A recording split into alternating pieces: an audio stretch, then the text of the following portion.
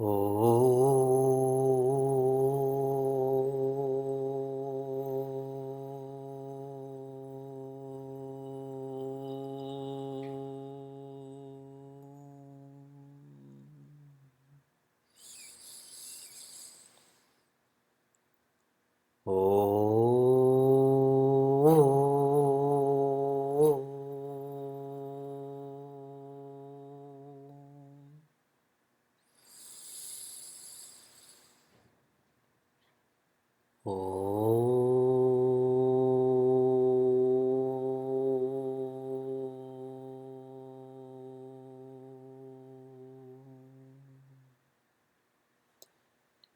Narayana.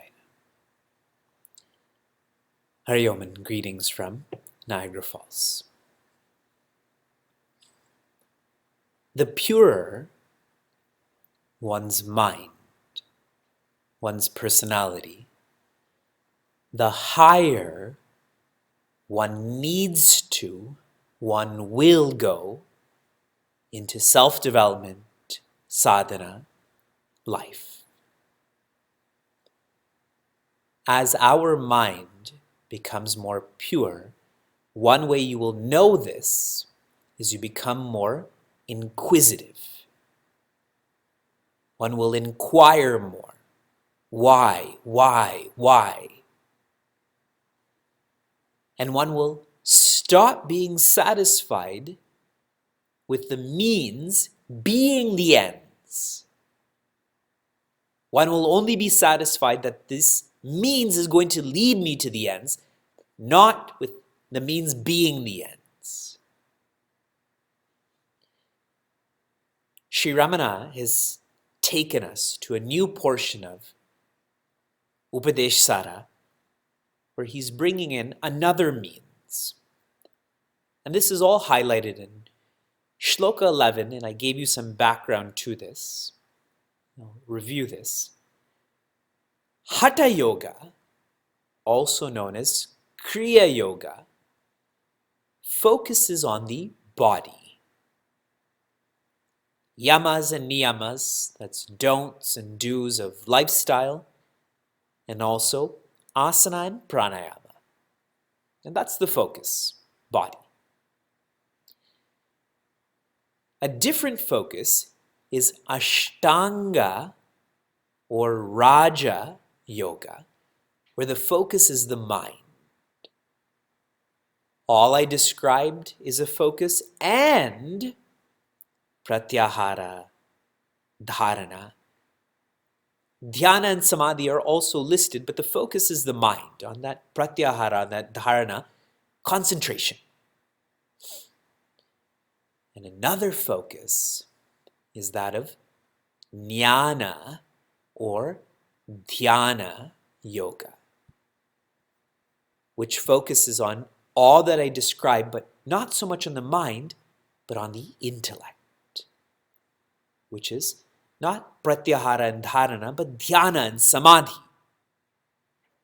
And for most of us who have exposure to Srimad Bhagavad Gita, to Chinmay Mission, this is our marga, this is our path.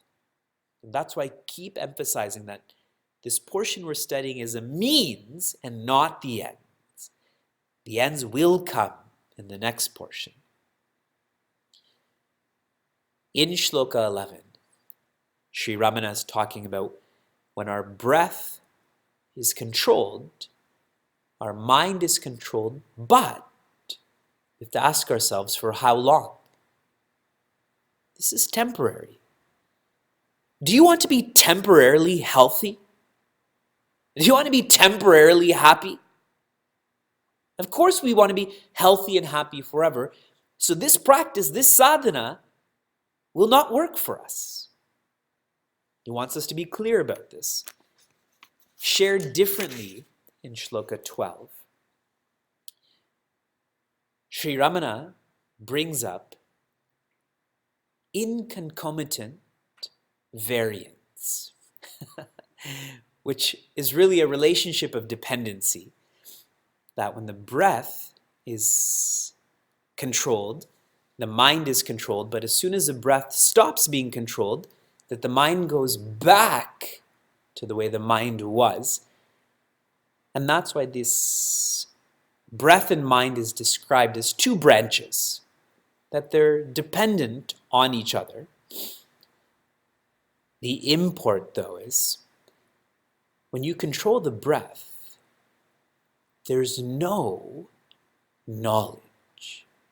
I told you it's called Kriya Shakti.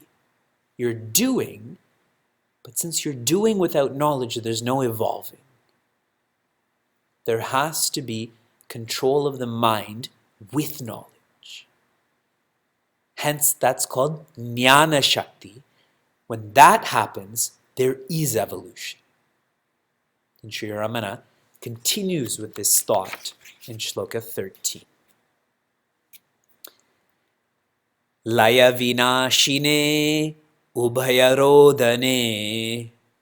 Laya vinashine ubhayarodhane.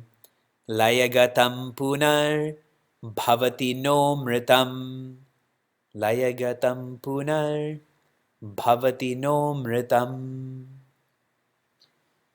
Laya and vinashine. Laya means absorption. Vinashina means destruction. Ubhaya rodhane. Both of these are accomplished by rodhana or restraint.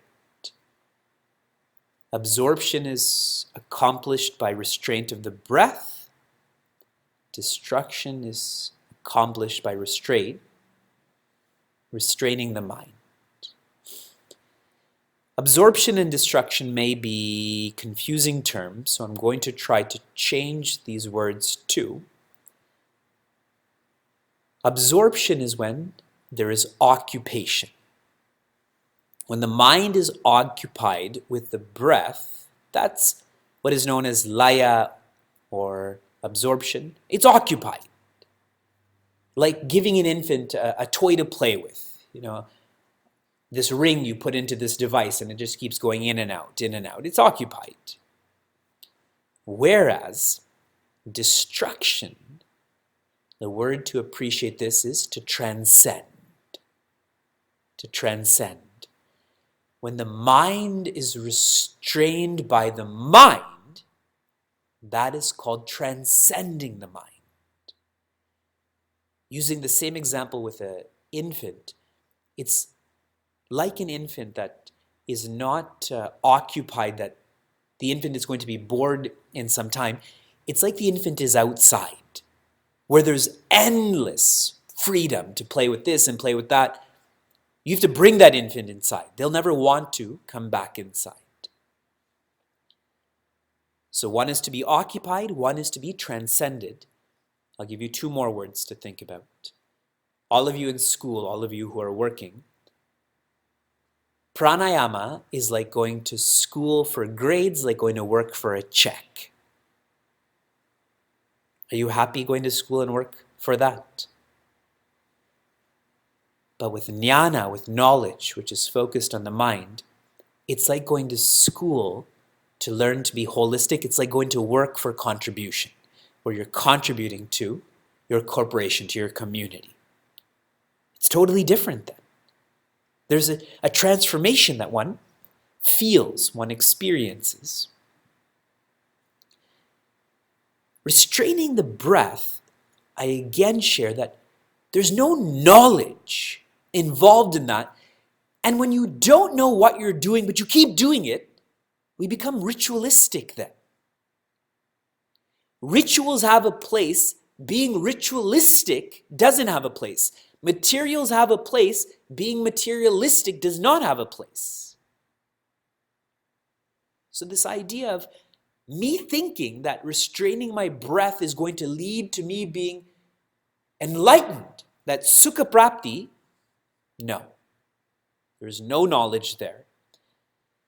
When the mind is used to bring back the mind, that's only done through knowledge, through sadhana.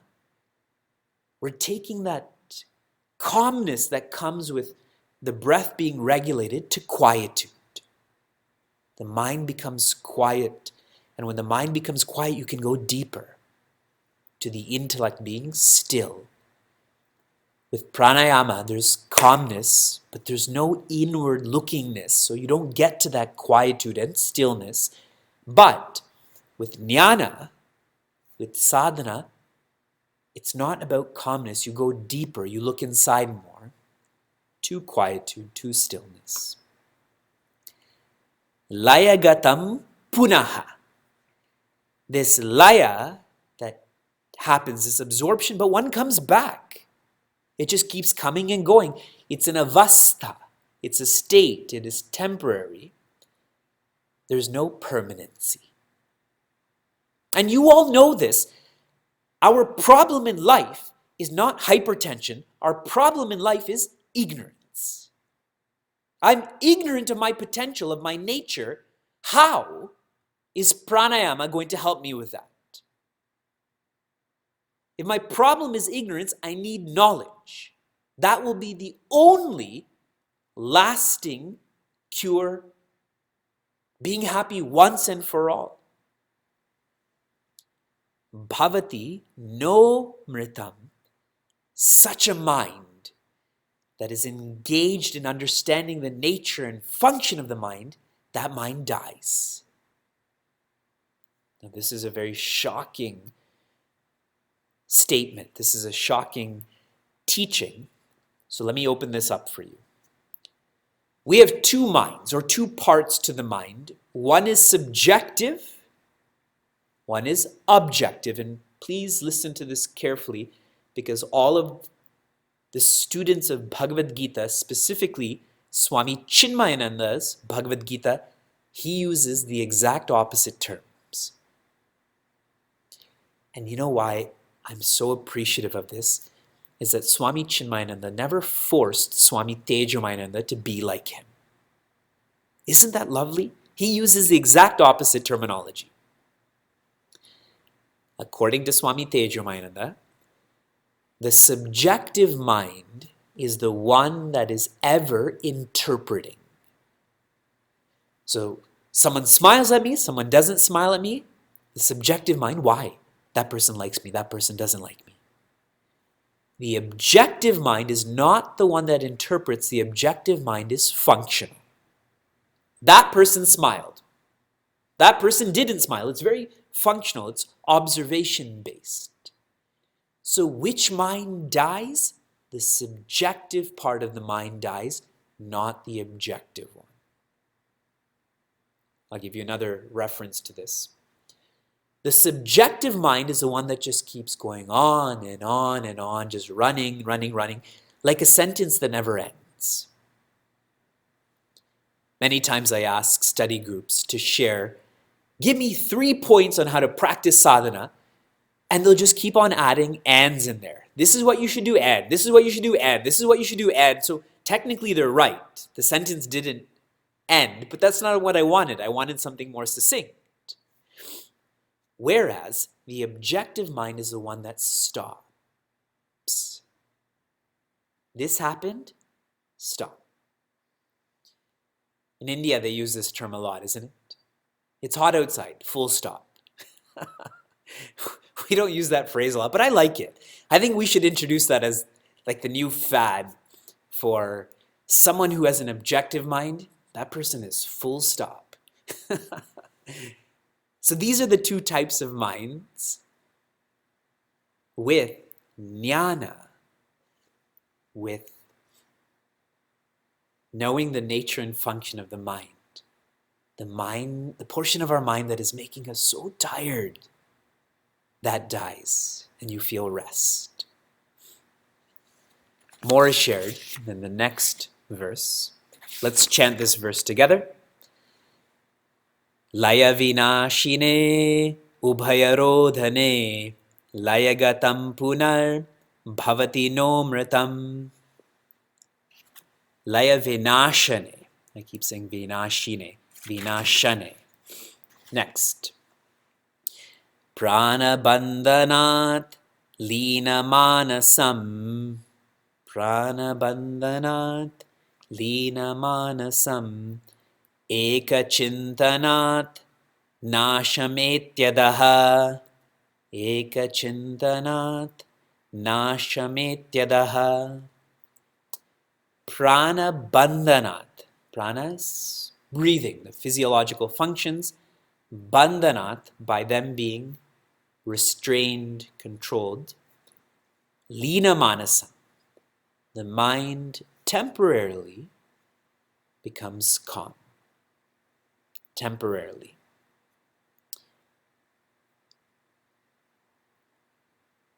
The mind that is calm, the mind that is engaged in pranayama, doesn't know that the mind is our problem. What stops us from going to sleep? Is it your ankles? Is it your heartbeat? It's the mind, no? When someone is disloyal to you and you say your heart is broken, is it your muscle that is your organ? Or is it your mind? You keep remembering the past. In pranayama, and all sorts of variations like that, the mind doesn't know the mind. The mind doesn't know the mind is the problem.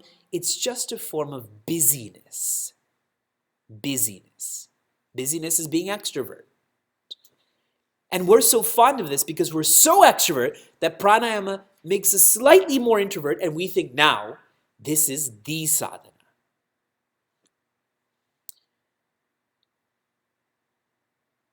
Many don't approach jnana because we're comfortable with our own notions, with our own attachments.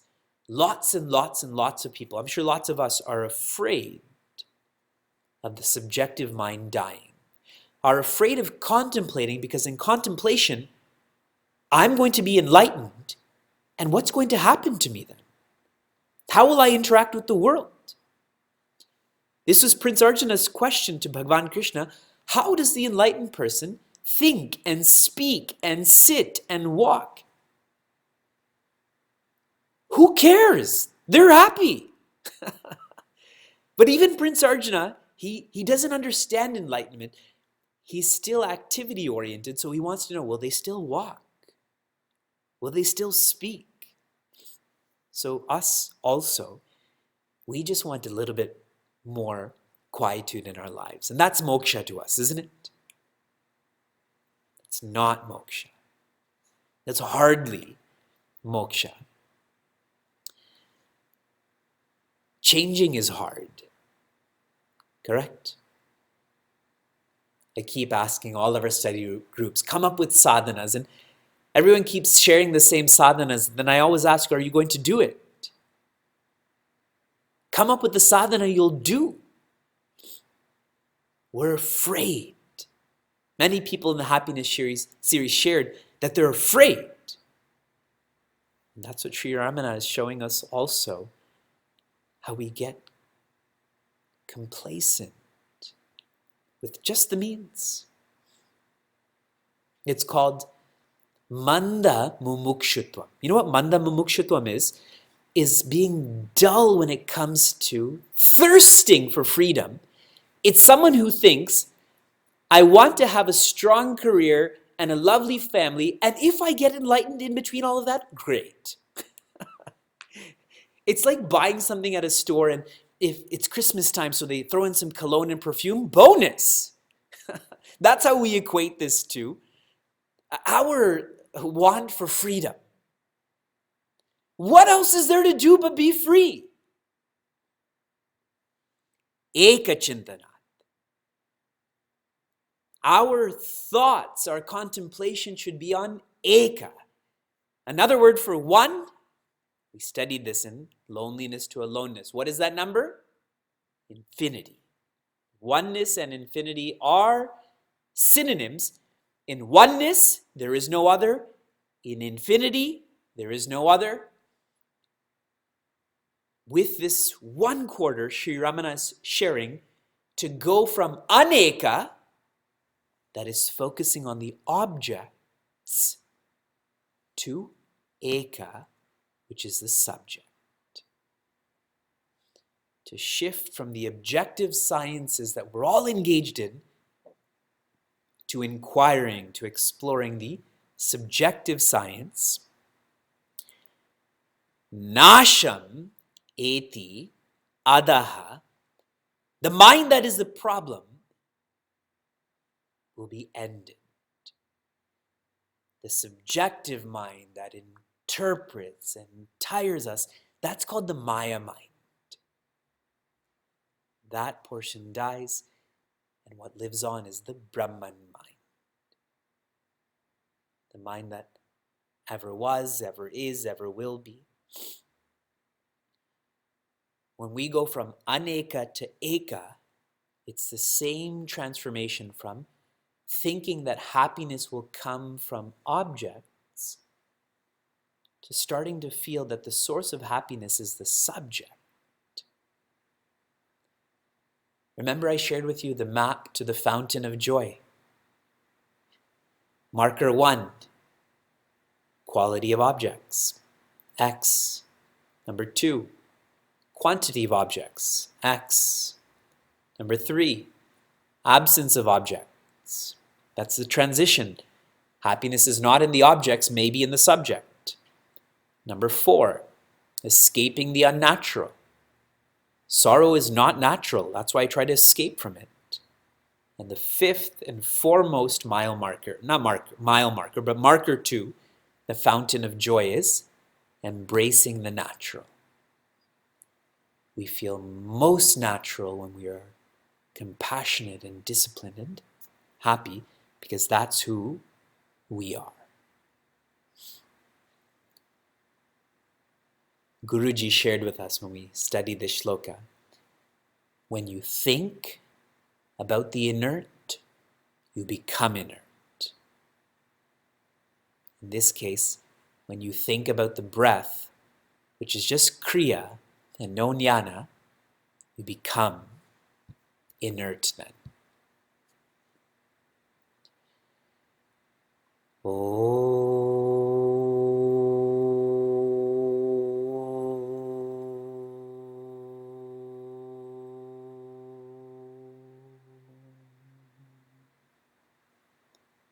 Narayana.